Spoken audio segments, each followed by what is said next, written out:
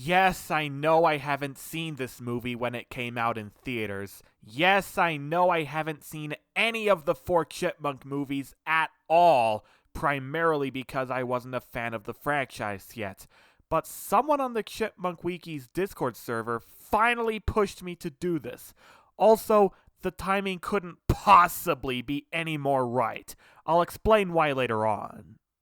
I already talked about my history with the franchise thoroughly in my channel's intro video, but I might as well explain it again because something involving this movie leads up to how I became a fan in the first place. Besides, I have a couple of updates since then, and I plan on replacing my original intro video with a new trailer video for a channel rebrand soon enough. My true introduction to Alvin and the Chipmunks came to me courtesy of the Alvin sing-along VHS tapes from the 90s, containing clips from The Alvin Show from 1961, the original Ross Sr. era of the franchise. But like many other franchises I've been introduced to throughout my childhood, this one slipped into the back of my mind as I got older. There are a couple of stickouts that I have since become a fan of, but other than them, none of the stuff I have seen as a child are things I would truly care about. That was most of the reason why I did not bother seeing the AATC movies. I just didn't care for them at all. In fact, one of my earlier videos on my main channel, a Downfall parody titled Hitler vs. Crazy Brandendorf, showcases trailers for the first 2 movies, and the Bunker Crew, and I mean the entire Bunker Crew, hates the characters solely for their high-pitched voices. Even as a Sonic the Hedgehog fan in 2012, a couple of Sonic-related Downfall parodies I made contained a few Nazi members slowly becoming fans of him while Hitler hated both him and fans of him. This is a clear example of me arrogantly injecting my preferences into my parodies as characters. In this case, it was my Sonic fandom and my Chipmunk indifference at the time.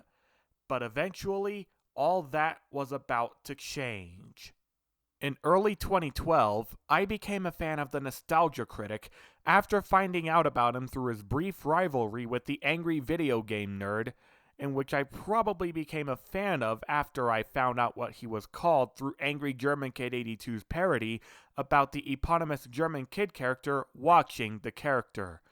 Because prior to that, I only found out about him through really old YouTube poops, and I didn't even know what he was called until I saw that Angry German Kid parody. I since looked him up, and I gradually became a fan of him. Both the NC and the AVGN are caustic critics who make me laugh my ass off at their creative and funny bashing of certain bad movies and video games, respectively. Then, on July 12th, 2016, the Nostalgia Critic uploaded his review video of this movie. After waiting for the Channel Awesome Wiki to complete the episode's transcript for very personal reasons, I finally managed to see the video nearly a month later. I thought that, like other review videos from the NC, it would just be standard comedic fare that I would eventually revisit again and again. There were certain parts of the video in which the Critic character would imitate the Chipmunk characters, just like how he imitates other characters in other movies he reviews all the time. One particular segment shows him not in voiceover, doing just that, but the footage looked incredibly sped up. After having that and the other NC imitates the Chipmunks clips in mind, as well as an earlier clip from the video saying, "Have you tried speeding it up so it sounds like high-pitched ear penetration?"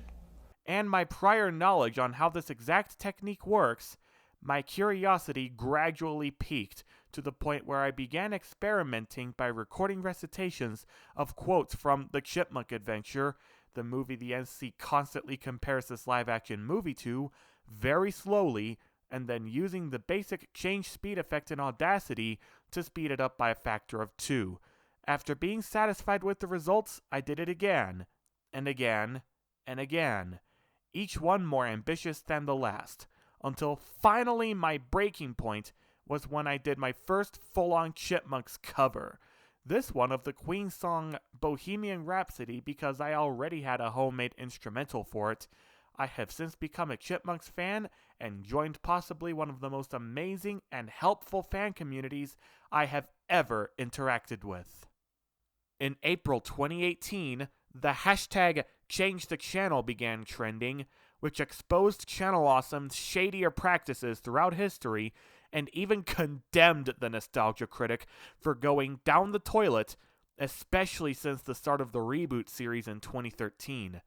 Since I have become a fan of Alvin and the Chipmunks through an episode made in 2016, I felt that I should actually give up knowing of the franchise and wish I never became a fan of it in the first place, simply because I just should have known the Nostalgia Critic was terrible enough for me to stop watching it before I stumbled across that episode, became curious after seeing the NC imitate the Chipmunk characters properly, and experimented with the proper technique, turning me into a fan in the first place. One particular community member, who also happens to be a friend of mine, finally debunked that logic a couple weeks ago with the fact that regardless of any other possibilities, what happened definitely happened, which led me to conclude that I have trouble letting go of the past, even in situations unrelated to this whole topic. Yes, I know what I just described stems from an unhealthy amount of what's called counterfactual thinking, but at that point, it's only a subcategory of the fact that I just couldn't stop thinking about the past, a problem that is just so broad to me that just continuing about this topic here would be completely unrelated. So let's just go back to the Nostalgia Critic. I gave up knowing of the NC because of Change the Channel, but since then, there have been a couple of really personal reasons for me to stay away from him that don't even involve me playing the sheeple card and copying the opinions of whatever somebody else said online. First of all, even from the very beginning of its existence, and as someone who saw the movie beforehand, his review of The Adventures of Shark Boy and Lava Girl had him constantly failing to properly interpret the movie's message. Even before I gave up on the NC, I found that to be a big problem. But even then, it's completely forgivable compared to when I saw Steven Spielberg's tribute to Stanley Kubrick, AI, Artificial Intelligence. 8 years after I saw the NC video on it. In the video, he had particular grudges against the ending, which I won't detail because of spoilers. He made a running joke throughout that ending, which detailed auditoriums being emptied of angry patrons and filled with threatening letters written in nosebleed blood, dead bodies of staff hung from the ceiling, and eventually fires, which he dubbed the Great AI Theater Burnings of 2001, caused by people who still got a refund. There's physically no way this happened in the real world, as this movie was critically well received, but I recreated how this exact scenario would have played out on Sonic's home planet Mobius, where everyone on the planet hated the movie, and almost anyone who saw the last half hour would go insane and go through that exact angry patron scenario, and it's for that reason that that part of the movie was subsequently cut out in this version. Even then, everyone on the planet still believed it to be the worst movie of all time. But then I saw the movie in full, and while there were a few big nitpicks here and there, as well as a couple answers to the NC's own nitpicks, the ending alone made AI, Artificial Intelligence, the second movie I ever cried at. Not like cries either. I was weeping like a baby over the sheer emotion of the last half hour. And anyone who would have the gall to become an angry arsonist over it, or even think about the possibility of others becoming angry arsonists over it, is just plain heartless. He remembers it so you don't have to? Well, I remember the Nostalgia Critic so you don't have to. And now I encourage every single person who was ever a fan of him in the first place to not only stop watching this series, but to give literally every single movie he's ever reviewed a second chance. Last month, there were very convincing rumors that the Alvin and the Chipmunks franchise would be acquired by a much larger corporation. At some point, during our very long talk about our reactions on the AATC Wiki's Discord server, the admin said that he'd love to see more content that was never released. One of the other members replied, saying that he wanted whoever bought them to just make a 5th entry in the movie series and continue that continuity from there, to which the admin stated that it's financially unrealistic after the 4th movie did relatively poorly at the box office. And then, after he gave his own opinionated take on the movie series, I responded saying that I had never seen the movies, nor would I ever intend on seeing the movies. That is when that other member asked why, and when I responded saying that the general perception turned me away, he stated that it's a terrible, nonsensical way to judge media, and that I should just see the movies anyway. But then, as I was thinking about watching the movies myself and typing this preconception script, there was more talk about why they were as hated as they are. And then, after asking the other members of the server if I should still see the movies with all their legitimate points in mind, a few of them still told me to see it anyway, with one of them saying that he doesn't care either way and that I may not have been interested if the bad reviews put me off. But just like what I said earlier about giving every single movie the Nostalgia Critic has ever reviewed another chance, reviews, especially those of movies still in theaters, are completely senseless. Unfortunately for me, I have always had a blank slate whenever it came to opinions of anything I haven't consumed, and I also happen to feel like the absolute worst whenever the opinions I did build up completely clash with the majority. But this will definitively mark my chance to finally build up my true sense of self, my self-confidence, and my fan status as well. I was born on December 14th, 1993. The first live-action Alvin and the Chipmunks movie was released exactly 14 years later on December 14th, 2007, my 14th birthday. Today marks the 14th anniversary of this movie's release, December 14th, 2021. So, I have the perfect opportunity to watch a movie released on the 14th, 14 years after the release on my 14th birthday. Also, even though this has nothing to do with the number 14, last August marks the 5-year anniversary of the time I became a Chipmunks fan because of something to do with this movie. And yet, even during those first 5 years, I still haven't seen this movie, nor any of its sequels.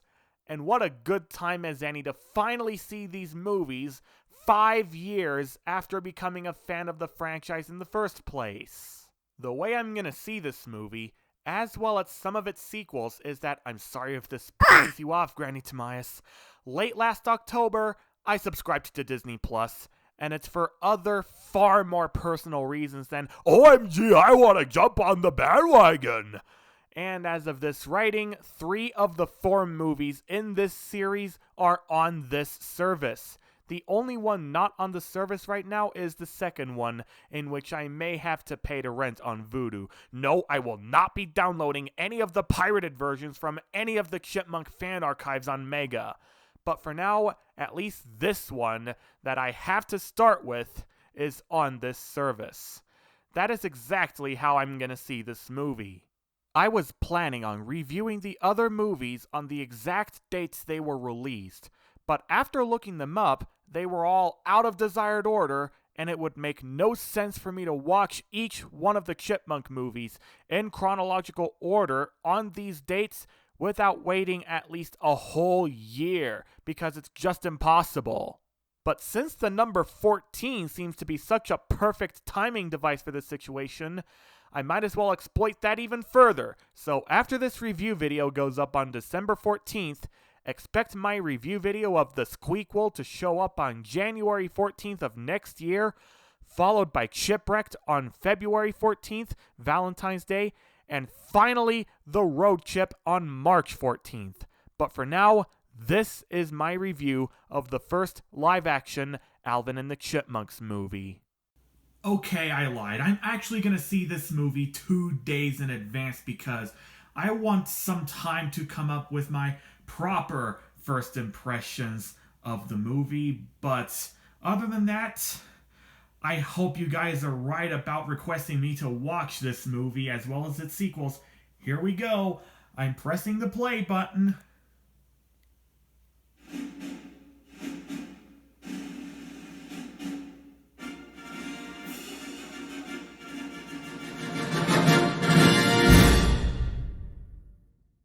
Before I get started, I would like to warn you all for spoilers in case for some reason you still haven't seen this movie after more than 14 years of its existing.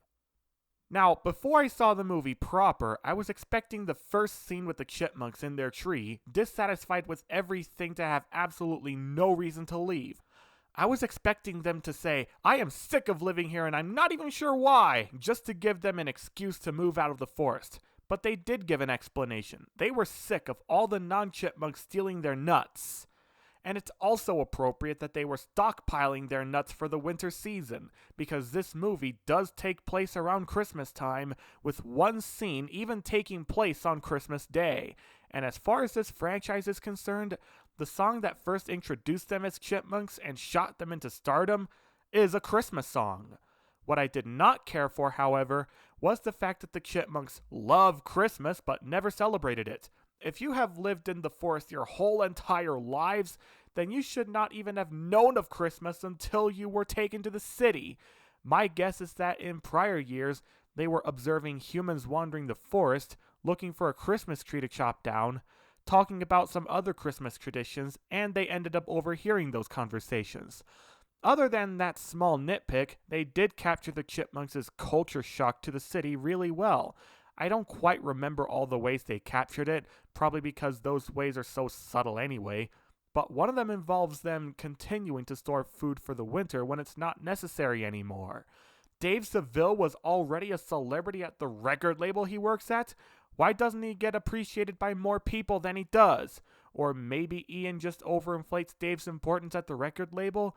Speaking of job priorities, how could Dave possibly have had 2 separate jobs, one of them being a marketing executive? I'm willing to bet that they added that second job there just to give him a scene where he's fired for alleged misbehavior. After all, there is no other evidence of him having this marketing job anywhere before. Unless Dave is a freelancer who loved to write music for his best friend Ian Hawke, and this is part-time, or he only got hired into the record label because he's Ian's friend, having 2 professional jobs just doesn't make any sense. Or maybe this job he had gave him regular pay than the sporadic pay his hobby field musician job with his friend had? I don't know.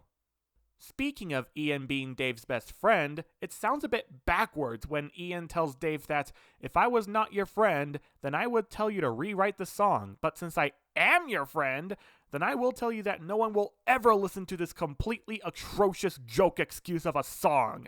I mean, shouldn't friends help you improve your skills? If anything, Ian should be telling Dave the complete other way around. No wonder Dave had a complete mental breakdown, throwing a temper tantrum by tossing out all of his musical equipment haphazardly. The NC considers it skewed priorities when Dave considers talking chipmunks scary and devilish, and yet the moment they start singing, he immediately brings them back in to perform his songs. But think about it from the perspective of a guy who practically had his musical dreams shattered by his best friend, nonetheless. Ian wanted something new and fresh. Well, Dave found what Ian was looking for. Despite them singing possibly sounding just as unorthodox as them talking, he decides to bring them back in due to the potential gold mine singing alone could bring him for his hobby-fueled job. When the Chipmunks performed their Christmas song for the first time with Dave, their behavior almost perfectly encapsulates how the song's original structure was laid out. But at the same time, throughout the first half, their troublemaking antics get him into more and more trouble to the point where he spontaneously decides that they are way too troublemaking to keep, so he writes a note to them telling them to just go back to the forest and prepares for their departure, but then regrets it soon after. This also perfectly encapsulates Dave's regular life with the Chipmunks and other continuities, especially when being in an origin story where he had never met them before. That was when they waltzed on over to the record label and finally sang to Ian for the first time, and he gives them their deal. Before that, when the Chipmunks are first presented towards the end to attempt to perform their Christmas song, they get stage fright. In the NC video, it's considered a bad thing because it's just not Alvin at all. But again, you got to put this into perspective. These are 3 chipmunks who have lived in the forest their whole lives. They have never gotten used to public speaking, and the only times they ever have sung were either by themselves or with Dave. But then after their popularity took off, it was Ian who the Chipmunks preferred, at least initially. In fact, when the Chipmunks read that crumpled up note from before shortly before leaving with Uncle Ian, I found it a bit satisfying that they finally ended up with a much more generous and pampering band manager. Dave didn't deserve them. They didn't deserve Dave. After all, Ian was the one who kickstarted their careers in the first place. But then shortly after, it was becoming quite clear that Ian was a terrible band manager, overworking them, relying on placebo tactics to get them to perk up, and even resorting to lip syncing to go through the tour when their singing voices have gone away from exhaustion. Ian was outright scamming those patrons.